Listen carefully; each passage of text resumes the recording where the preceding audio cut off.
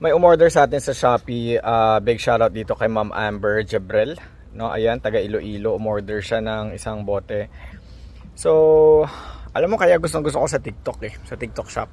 Kasi pag may mga customers tayo na umorder na natatag ko nakakausap ko, "Oh, boss, ma'am, na-accept ko na yung order ninyo.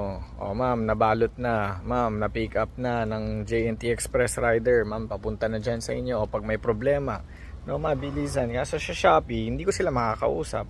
Pwede ko sila i-chat, no? Pero hindi, iba pa rin talaga TikTok. Para sa akin personal ano ko na lang naman 'yon. But anyway, Ma'am Amber, kung mapapanood po ninyo to, Lunes ngayon. Bukas mapipick up to Tuesday.